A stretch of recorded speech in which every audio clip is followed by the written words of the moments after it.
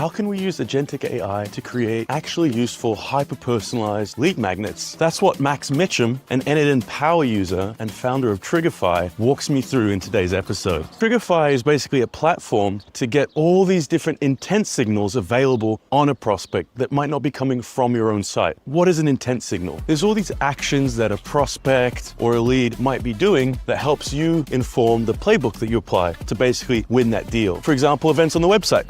Did they click the get in touch button? Did they spend more than 1 minute on the FAQ site? But that's basics. Most off-the-shelf tools let you do that. So if you're doing that, you're not really ahead relative to your competition. What Max is trying to do at Triggerfy is basically give GTM teams access to all these social intent signals, the kinds of things that those leads are doing on their social sites to help inform what that best outreach might be or what that next step in your playbook might be. Once you have all those signals, you need to do something useful with it. One thing that Max is doing is mapping out the ways that like all these marketing and sales signals and whatnot can inform like a unified strategy for getting back to these people. That's a whole big body of work that he's working on. But to highlight exactly what he means by all this, in today's episode, he walks me through a specific part of that playbook, which is basically getting all these hyper-specific signals on an individual and creating a really personalized lead magnet to reach out to them to basically cut through the noise in their inbox. So on that note, take it away, Max. The other Max, not me, of course. Hey, Max, how's it going? Not too bad, Max. It's funny saying Max. How's things, man?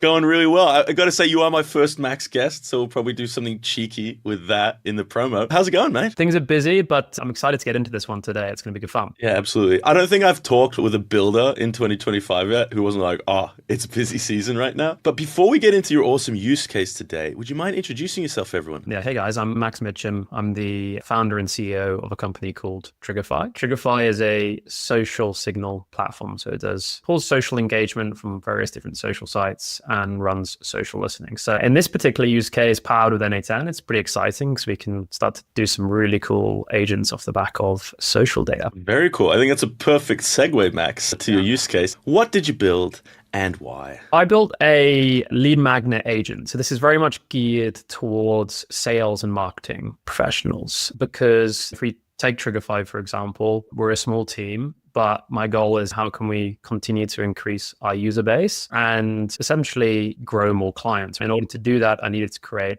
an outbound campaign that was beyond any sophistications that you could get with other basic flow builder tools, which n8n basically gave me. But it actually, like, before I dive into it deeply, I think I'm going to share my screen and showcase an interesting where this agent fits in and part of like a grander vision. And I'll zoom back into this particular agent. I built this framework or playbook essentially called like the network effects. It's a concept of combining like 20, 30, in some cases like 40 different like micro automations and micro agents together. The idea being that you combine marketing and sales in a way that's never been done before. Every action that an individual takes feeds another action. I'll give you an example, and then I'll zoom into the lead magnet agents specifically. But if we look at like an outbound perspective, and if you're posting on social media, and this is where it's interesting with Triggerfy, you can collect all of that engagement and reach out to these people. But when a salesperson takes a call, in this particular use case, we can pass the transcript that we're doing right now automatically through to what I call a knowledge base. This knowledge base is a trained LLM using a vector database and doing a RAG retrieval without getting too complex there to pull that data out. But the idea is that every call that's ever done, every webinar that's ever done, every podcast that's ever done is feeding this beast. So the beast always has context to what's going on at the company. That then can start to create so many different agents off the back of that. Newsletter agents, YouTube script agents, LinkedIn agents, blog agents, you name it. It can start to create like this web of agents that then starts to feed everything, and it becomes just like flywheel motion. But diving like specifically into the part which I'm excited to showcase is this lead magnet agent. And the concept is simple. How could I reach out to you and create personalized lead magnet for you that would be very interesting for you to read? So first of all, what is a lead magnet? Is a piece of a research article, or here's like 10 steps to improve XYZ, whatever it effectively. In layman's terms, it's that stuff you usually got to give a sneaky email address, right? Yeah, exactly. How we're doing it in this example for today, I've just used a chat message, but what we actually do is we take data from Triggerfy, we scan social media to find when one of your prospect engages with a piece of content that is topical to your business. So for example, if I take Emacs, let's say you're wanting to reach out to maybe a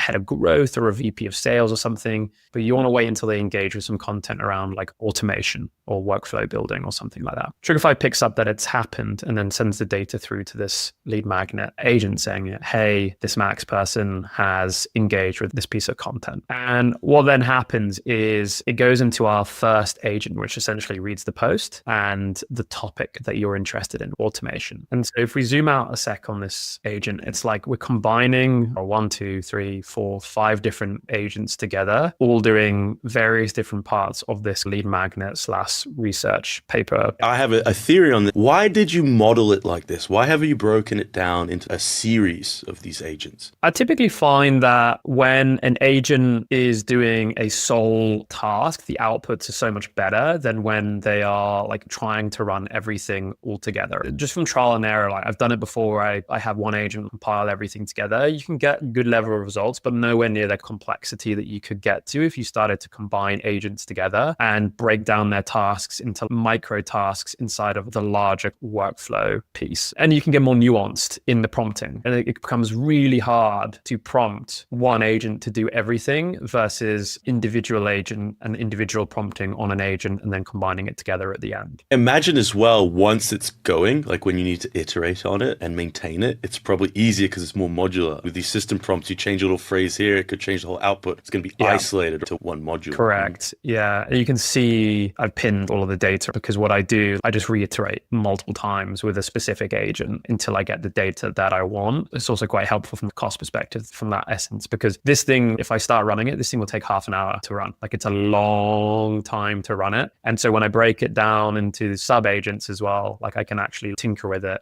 rather than thinking, oh crap, does this work? And then wait a half an hour for it to run and then go check it again. Makes a lot of sense. How it's working in principle is we'll dive into these like various different elements here. We take the data, the social data initially via the webhook, right? And it goes through into what we call this query builder. The query builder is taking the topic. This is doing really high level. This is saying, okay, let's take, this was a topic, which was like build me a lead magnet, which shows how you can use Trigify to book 30 plus meetings per week. It takes that subject area and breaks it down into 4 questions. This is basically saying, hey, here are the things, if I was to give this to another agent that I would research. And so this is where it's really handy to break down into sub agents, because I can almost use an agent to prompt another agent. And that's effectively what's happening here. A few things, these lines get a little bit confusing, but everything that I have, all these agents are hooked up to 2 tools. These tools are Perplexity, and we're using their deep research capabilities within inside the Perplexity tool, and this thing called like the Trigify Knowledge Hub. So that's what I was talking about when we looked at that original grand like Miro board. That is the LLM that I'm using that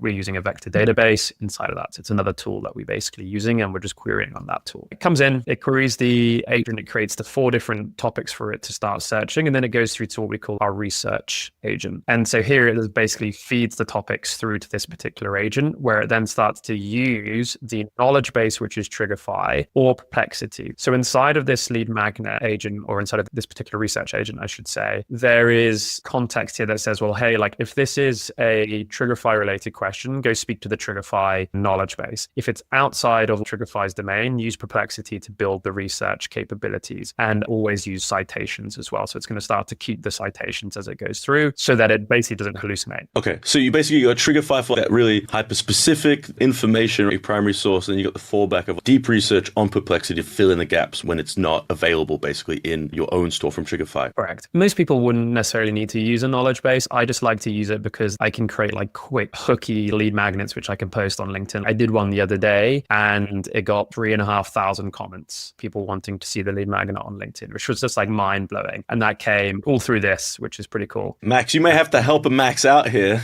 get some lead magnets for n8n. But anyways, I digress. Please keep going. So what then happens is that research then starts to run on this particular agent here, and it researches those topics. So you can see it passes it through into this like one large research element. It does the initial research which structures it. But one of the key things is it then feeds it through to this data set, which then starts to basically run the actual prompt. Picture this, because it gets a little bit complex here, and this is where we combine the agents. We run the query to find the 4 subjects. It then runs research on those 4 subjects and works out the prompts that it then needs to use based on that research to give to the project planner. The project planner then takes the research plus the prompts and then creates the table or the format, i.e. chapter 1 will be about this, chapter 2 will be about this, chapter 3 will be about this, but it still maintains those prompts, which is the key part, because now what we've done is we've got the 4 subjects, we've run the initial research on that, we've passed it through to there, which has created the chapters and etc. and the structure of the magnet, which then essentially is giving it the prompts, which we then feed through to this team of research assistants. If we have a look at one where we actually did an execution, so I'm going to share this tab instead, you can see it's taken the data from here and it's split it out into 10 different items. So it's one agent, but it's like 10 different research parts going on here. What effectively is happening, and this was a bit of a pain to build this particular query, is we are saying you're writing this, and this updates as the agent's running. It's like you're writing this chapter of this part. The previous chapter was X and the next chapter is X. So it always has context about what is previously written, what it's about to write, essentially. I'm really glad that you're showing this, because my own experience in building multi-chapter stuff, it's so important that it knows what it previously wrote, what it might write in future, because otherwise it's going to repeat itself. It's going to look sloppy. Like a human wouldn't necessarily do that. This took me ages. For some reason, I just could not get it to work for a while, the actual expressions inside of here. And it was a good feeling once we did it. The indexing of it was a pain. So then you can see what it's also given it: a previous chapter, current chapter, the chapter title, but also the prompt that you need to use to run that research. And so that's what I was saying earlier, like we created the prompt based on the research, which then it then starts to do. So in here on the bottom, guys, you're seeing like the rendered result of the expressions that Max put in there. This is like an example of what the AI agent is getting for this item. It's like really just focused on the research for that one chapter. Yeah, so you can see here, you got write a chapter on this article, it has the context, write a chapter for this, that in this chapter explain the fundamentals. So this is like the prompt. It's fundamental shift from traditional prospecting methods to signal-based prospecting, start by highlighting the limitations, etc., etc. And then it gives it like a breakdown of what it should do. And then it gives it like a conclusion. This is how you finish it. Make sure to use Trigify's Knowledge Hub. And so then you can see for everyone, it is then talking to the Knowledge Hub, which will then like fire through the questions to the Trigify Knowledge Hub and fill in any gaps using the Perplexity tool that we wanted to do. It's weird. It's like one agent, but it's actually 10, because it's 10 different agents writing 10 different subjects in the 10 different chapters, I should say, in this case, where it then feeds it through to just a simple merge. We merge the previous data, which is effectively the title of the research paper, essentially, and then all of the chapters that it just did the research on and the output. Effectively, it's taking the context of the title of the actual lead magnet and the titles, like the subtitles that we're adding, so like the chapter titles. Then it's taking the research that the actual agent basically spits out and basically merging it together to format. So you have this, you have the title, the prompt,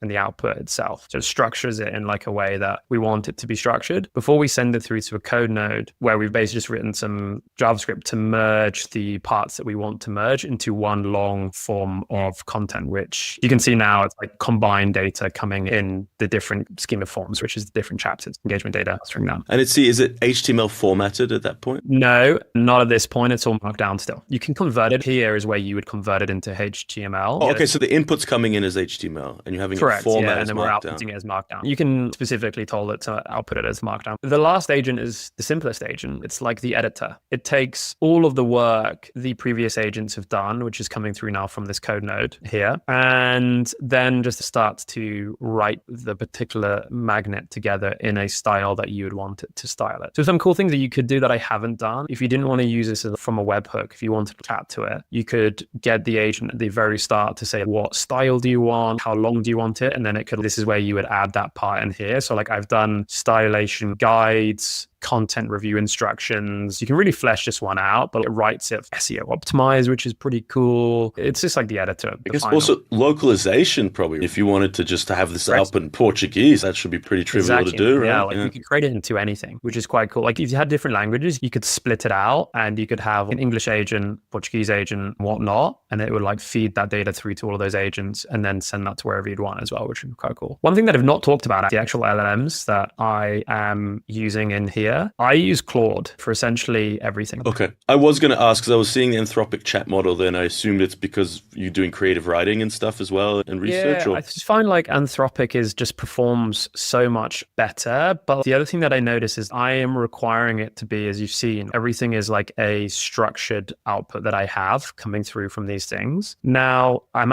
using the thinking model, because I've just like literally just from trial and error, I've used O3, O1, just the 3.7 thinking gives it to me pinpoint the structured output that I want every time without it like hallucinating. Right model for the right job, right? I think some people, especially some engineering folks I talk to at a moment like this, might start talking about costs. And obviously that is a concern, but I think it's always consider the context. How often is it going to run? How important are these outputs? If this is a lead magnet to try and convince a human, a decision maker, to take action that costs money, is 10 cents versus 20 cents versus 2 cents really going to make a difference? Even at scale, hopefully you have a pipeline where the ROI is there. So this isn't the case. We want to cheap out or use a small 7B model or something like that. Yeah, exactly. You could do that, but the cost, like it really isn't, it's not that astronomical. This thing doesn't run like 24/7. Like you said, you need the output to be a pinpoint, because otherwise when you read these things, it looks crap. And hey, what we've done here is we've basically created deep research, which costs you $200 a month to go purchase with OpenAI. This is our own version of deep research. And one that you can control way more,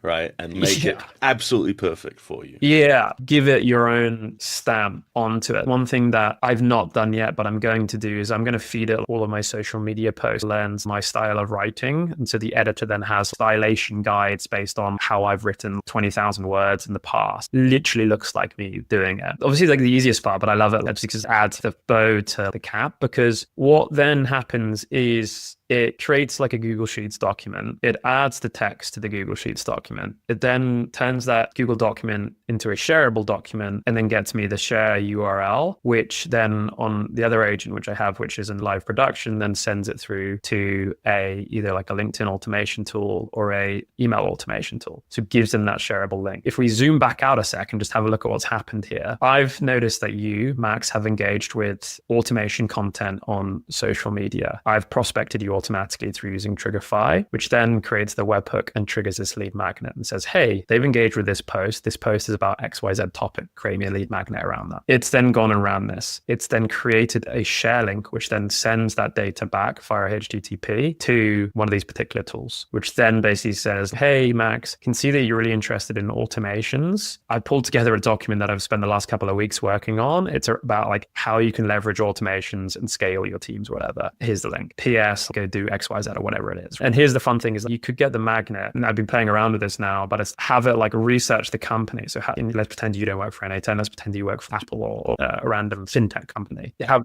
research that company and work out ways that they could apply automation in a company. And so then there's this whole document contextualization around that as well. And just it looks and user, wow, crap. Like, the team just spent like a week trying to get my attention. Wow. Yeah. Fantastic. Yeah, exactly. Really, the question is, can you get in front of someone? Because if you can, this stuff for me testing it so far, like converts 90% of people want to see this magnet and turn into like a meeting, which is crazy. Because you see a lot of influencers, let's say, build some basic template and look, oh, it's super effective. Yes, but has anyone actually seen this and driven action? So you're saying out in the wild, people are clicking this and it's driving action. That's fantastic. Yes, 90% positive reply. And so the question is then, can you hook them on the initial part? The campaign that I'm using to run this, 1 in 4 people that we reach out to are interested because there's the context of we've seen their engagement on social media. So it's a really high response rate and then a very high positive response rate on top of that. How much would you estimate the cost is, like ballpark, for a generation? It's really hard because it depends how much research, and it depends if it needs to use Perplexity much or not. If it doesn't, it's incredibly cheap because it just taps into my Triggerify knowledge base. If it needs to go and run a load of research inside of Perplexity to add flavor to it, then it can get a little bit more expensive, but we're talking cents, 10 to 20 cents maybe to run this thing start to finish. It's not a lot at all. Very viable for so many different use cases and whatnot. Yeah, put it this way. I uploaded $10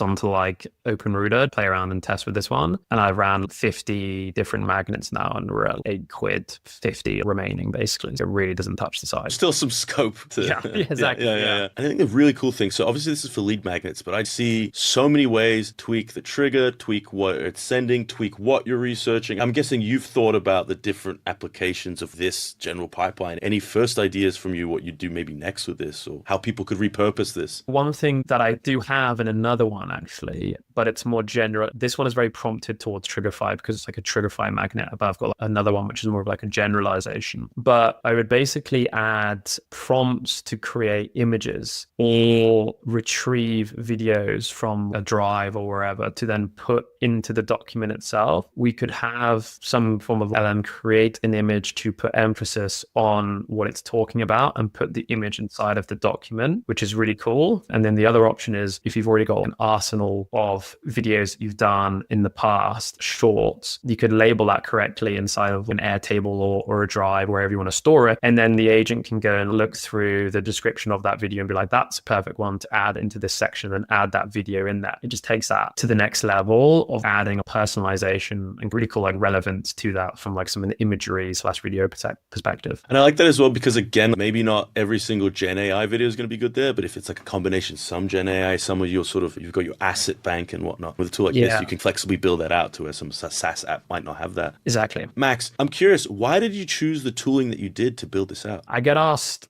a lot, n8n versus other tools. For me, it's the complexity and the control that you can get down to with the agents is number one. I also really like it's ironic, I only use it once inside of here, but I love the fact that I can add my own code into the system as well. When I get stuck on working out what not node to use, it's just easier sometimes just to code the thing in as well. But it's the agent complexity. I'm only using tools, agents in this element, but I've done some other agents in the past that add, for example, like this one that has like conversational agents, which do plan and execute agents, creates plans based on inbound requests and stuff like that. Just like the functionality that you can get, you just can't get in the other tools. And then I've talked about a little bit why we use Claude and stuff like that inside of there already. But it's quite simple, I think, in the sense that one I just showed, because it's really just using n8n's agents, knowledge base, and perplexity, combining that together effectively. There is complexity there, but if you break it down step by step, I think no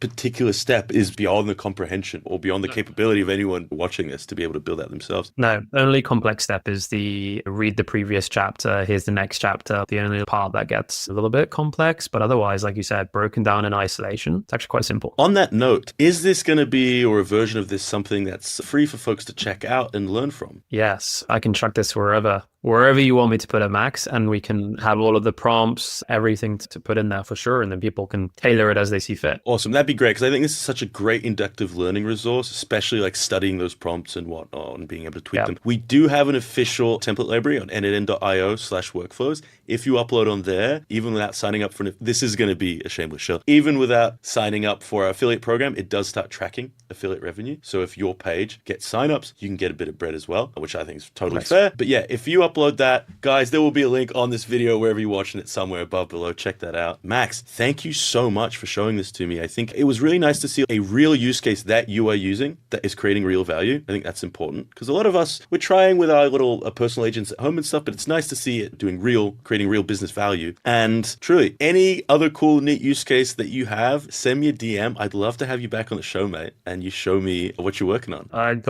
I just got a ton of agents, man. Like I get a little bit lost sometimes, and then I realize I've just built something for the sake of building it and then actually use it. But awesome. So we can have a meeting of the Maxes and we show off another one. Exactly. Yeah, just nerd out for a while on what is the most sophisticated, pointless thing that you've actually built. Well, Max, have a beautiful rest of your week, mate. And I'm going to hold you to uploading this online because you said it on camera now, brother. Yeah, man, I'm going to do it. Don't you worry. We'll get this one out there. I think it's a cool one for people to have. And lastly, if people like what they see, where can they go follow you and keep up on what you're sharing? Go check me out on LinkedIn, Max Mitchum. On there, I post a lot of my stuff on there. Pretty much every other post is n8n-esque. And then I just launched a YouTube channel last week, so I'm trying to catch up with you, mate. But I will be posting more in-depth stuff on there, which will be pretty much centered around all of the agent stuff that I do. Probably those two places, man, are the best place. Very cool. It's always good to have another Max making n8n content, but we might have to create a little leaderboard at some point and get a little contest going there. By the way, mate, people love in-depth content. I've done some one-on-one stuff, which people ask for as well, but there's the longest video I've done I was worried. People are like, nah, go deeper, go more. So I think this end up stuff, like you getting in the weeds here, is going to be very interesting for people. Wicked. That's good to hear. Yeah, that's the concept of the YouTube channel. Mate, have a beautiful rest of your week and happy flow gramming, Max. See ya. And you, buddy. Thanks for having me on.